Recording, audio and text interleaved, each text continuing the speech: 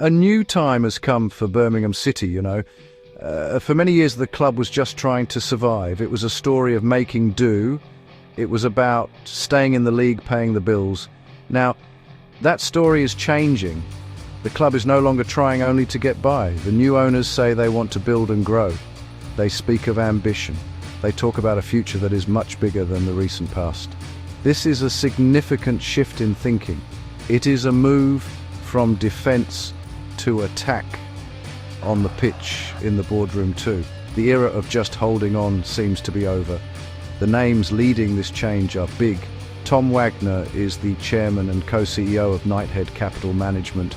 He is the leader of the new ownership group. He talks like a businessman with a long-term plan. Then there is Tom Brady. The new owner's vision extends far beyond the 90 minutes of a football match.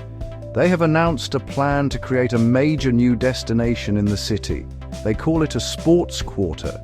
This is not just about a new stadium. It is about creating an entire area dedicated to sport.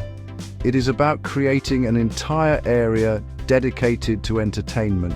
It is about creating an entire area dedicated to community events.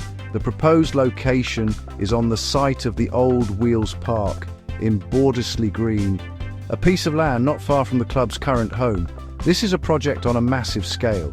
It would involve building not just a stadium, but also new training facilities for all the club's teams. Men's first team training facilities, women's first team training facilities, youth academy training facilities. This is a plan about more than just football infrastructure. The vision for the sports quarter includes space for community use, public green spaces, facilities that can be used by local people, a hub that is alive 7 days a week, not just on a Saturday afternoon. It could host concerts, it could host conferences, it could host other sporting events. This would create new jobs, it would bring more money into the local economy. The acquisition of the 48-acre site in Bordesley Green was a concrete first step. It showed that this was more than just talk. Tom Wagner's company, Knighthead, purchased the land from Birmingham City Council. This move demonstrated a serious financial commitment. It also tied the club's future directly to the development of the city. In a public statement, Wagner said, "We are investing in Birmingham." He stressed that the project would be for the benefit of the club and the wider community. This links the football club's success to the city's regeneration, making it a project of civic importance. However, such a grand vision brings with it grand challenges. Building a complex like this requires huge investment. It needs planning permission from the local authorities. It requires cooperation between many different groups. It will also mean a massive change for the local area. While the promise of jobs and investment is attractive, large-scale developments can also cause disruption. The success of the sports quarter will depend on careful planning. It will rely on genuine consultation with the local community to ensure the benefits are shared by all, not just by the football club and its investors. For years, the financial model at Birmingham City was based on survival. The goal was to spend as little as possible to avoid relegation. This led to short-term decisions. Players were often signed on loans or short contracts. The club's infrastructure suffered from a lack of investment. The stadium, the training ground. This created a cycle of instability. The club was always reacting to problems instead of planning for a better future. Fans grew accustomed to a feeling of just about managing, of hoping for the best while fearing the worst. The new ownership has declared a clear break from this approach. They are shifting the club from survival mode to growth mode. This means investing money to make money in the long run. The plan is to build sustainable revenue streams, multiple income sources flowing into a central club fund. A modern club cannot rely only on ticket sales, television money. It must develop commercial partnerships, improve retail operations, and create a better matchday experience that encourages fans to spend more. The aim is to create a strong financial base. A key part of this new foundation is the use of data and analytics. The owners have talked about building a best-in-class data science department. This approach, common in American sports, will be applied to player recruitment, finding undervalued players, reducing transfer mistakes, identifying fit for style. This data-led strategy also applies to sports science. The club is investing in better medical and recovery facilities to keep players fitter for longer.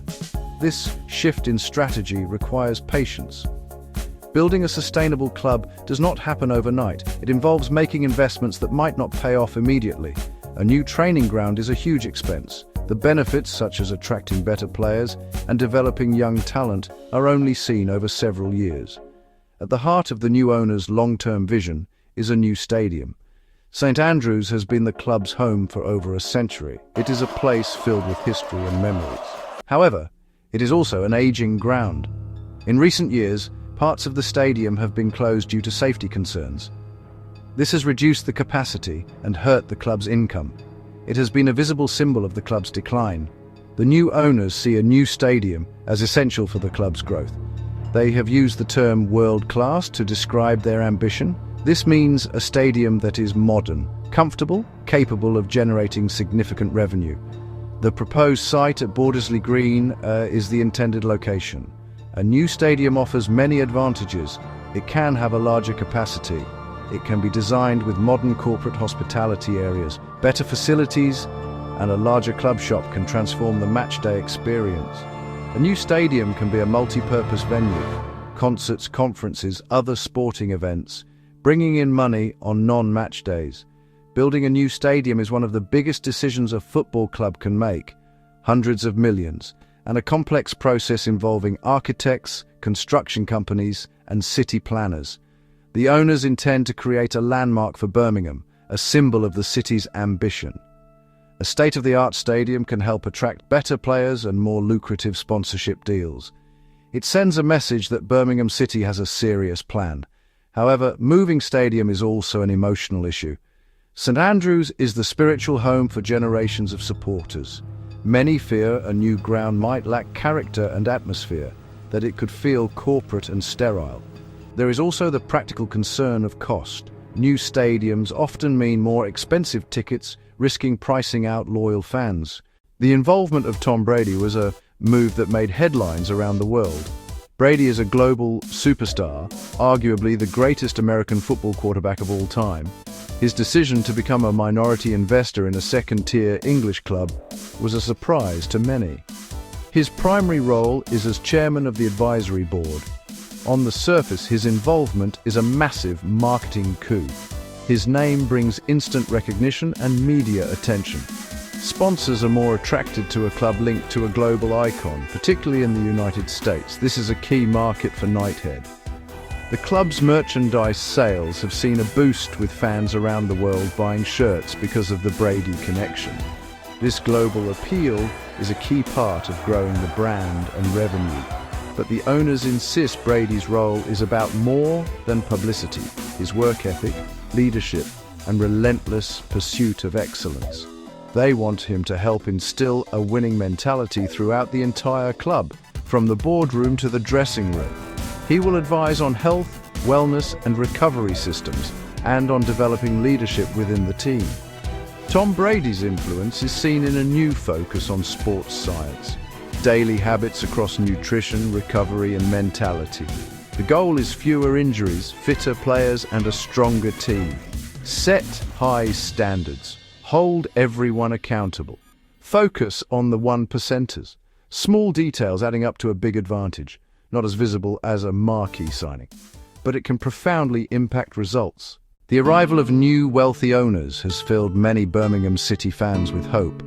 After years of disappointment and financial struggle, there is a sense of optimism. Supporters see the ambition of the sports quarter, the new stadium plan, talk of investment, long-term strategy. Engagement with fan groups and investing in repairs have been seen as positive signs.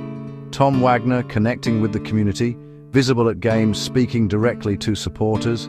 The club's foundation launching initiatives to help local people, building goodwill.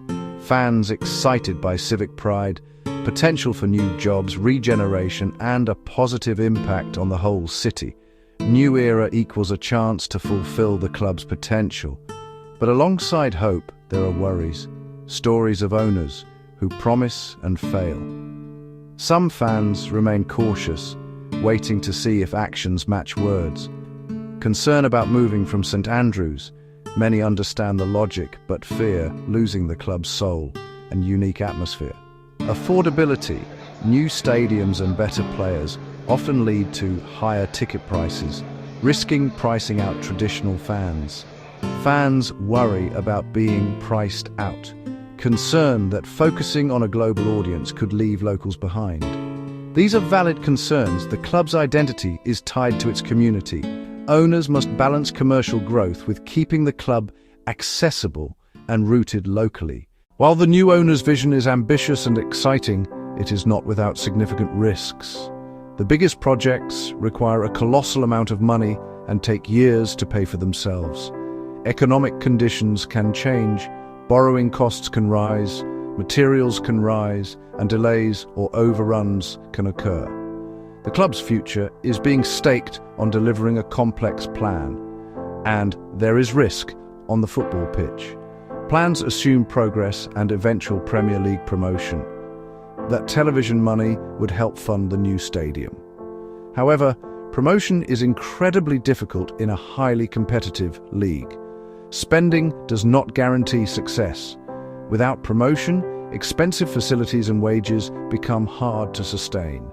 Chasing a global brand cannot come at the cost of local supporters.